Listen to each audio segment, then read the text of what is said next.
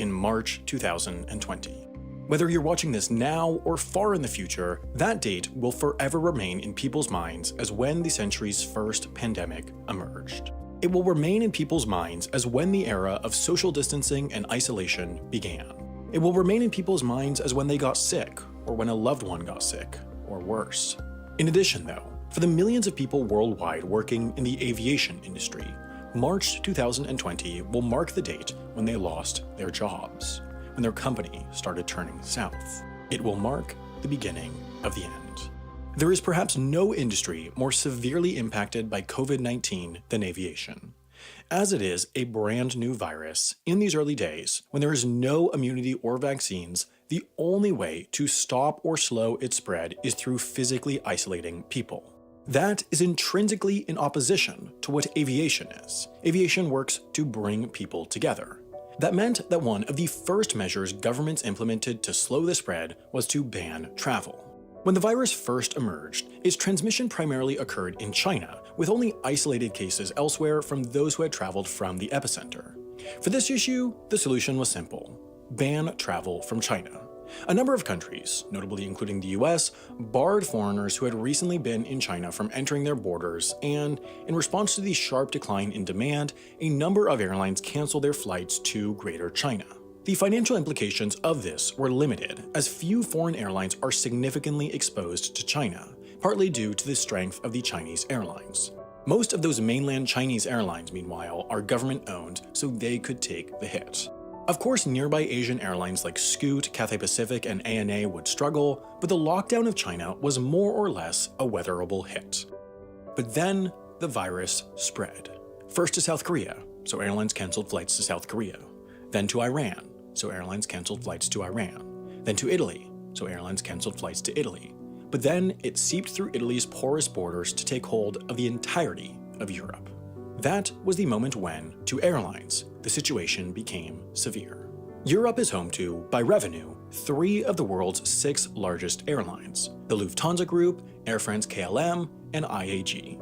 To have a virus devastating their home territory was an untenable situation. Nobody wants to travel to the center of a pandemic. But soon, the untenable situation became worse. On Wednesday, March 11th, television switched on to the American president sitting behind his desk in the Oval Office. A speech in this setting is reserved for only the most solemn occasions.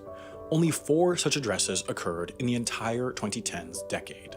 The president laid out some steps in his administration's response to the virus, the most stunning of which being a complete ban on all foreign travelers from Europe. That was unprecedented. Europe and the US are 2 of the most culturally and economically linked regions in the world, and never before would anyone even imagine anything even close to a complete travel ban between the 2. The amount of individuals this would impact was astronomical. The North Atlantic is home to one of the busiest flows of long-haul flights in the world. More than 1,700 aircraft per day cross the Atlantic, many of those enormous wide-body jets. These are some of the most profitable flights for airlines out there. To imagine that this would all just come to a stop was unthinkable. Now, Delta, American, and United would join the big European 3 to have their demand slashed by the virus. All 6 of the world's largest airlines, by revenue, went into crisis mode. Beyond just the transatlantic flying, intra-Europe and US domestic travel figures dropped off a cliff. As one example, United Airlines, the 4th largest airline in the world, issued a press release announcing a 60% reduction in their flight capacity in April 2020. Even with those drastic cuts, they predicted an average load factor, how full their planes are, of 20 to 30%. Since then, they've cut flights even further. Most every airline in Europe started experiencing net negative bookings. That means that they were refunding more bookings than they had coming in. Some airlines, including Qantas, Virgin Australia, WestJet, and more, decided to cancel all but their domestic flights. Other airlines, including LOT, Brussels Airlines, and Austrian Airlines, decided to just completely close down for a few weeks or months. They would fly no flights at all. Since its occurrence, 9/11 has been the defining crisis for the aviation industry. Since civil aviation began, traffic numbers just grew and grew and grew until suddenly, on a sunny September morning, that all stopped.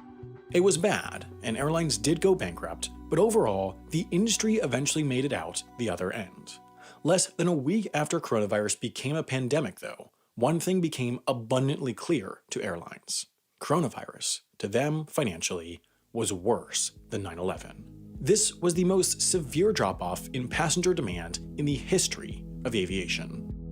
Airlines are no strangers to doing things that lose money. There is perhaps no industry out there that so robustly embraces the idea of a loss leader than aviation. Airlines will go to great lengths to retain loyalty, both of individual travelers and of their corporate contracts. For example, airlines can and often do keep routes flying in the depths of winter when traffic is the lowest in order to reliably present themselves as the go-to airline for their customers. If, say, there's a US-based company with significant amounts of travel to Barcelona, they're only going to set up a corporate contract with an airline that can fly their employees there year-round. Therefore, American Airlines, for example, might fly there for 12 months a year even if only 8 of those turn a profit. That's because, with the loss of corporate contracts, they might only turn a profit flying to Barcelona 5 months a year, so overall yearly profit will be higher by taking a loss 4 months a year. The equation changes when nobody, including those corporate customers, wants to travel though. Therefore, with the coronavirus reaching pandemic level in one of the lowest traffic periods of the year, airlines quickly were able to make the decision to cut loss-leading long-haul flights. These cuts are deep. The Lufthansa Group, for example, the 7th largest airline in the world by passengers, is reducing its long-haul schedule to a sole flight from Zurich to Newark, then flights from Frankfurt to Sao Paulo, Newark, Chicago, Montreal, Tokyo, Bangkok, and Johannesburg. To think that this is what the 7th largest airline in the world in 2020 looks like is unimaginable, but the situation at the world's largest airline, American Airlines, is even more severe. This is their long-haul network during the coronavirus. They'll fly just Miami to London, Dallas to London, and Dallas to Tokyo. This is a situation without a lot of good news. Jobs will be lost, and airlines will go bankrupt, but there is plenty of hope that the industry can survive. While this fall will be far, airlines do have further to fall than after 9/11. In 1999, United, American, and Delta achieved operating margins, the ratio of their earnings to revenues, of 6.8, 6.5, and 12.7% respectively.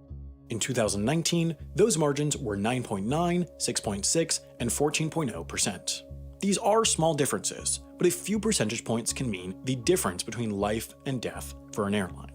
Another saving grace for airlines is the recent plummet in oil prices. This is the byproduct of a price war going on between two of the world's largest oil producers, Saudi Arabia and Russia.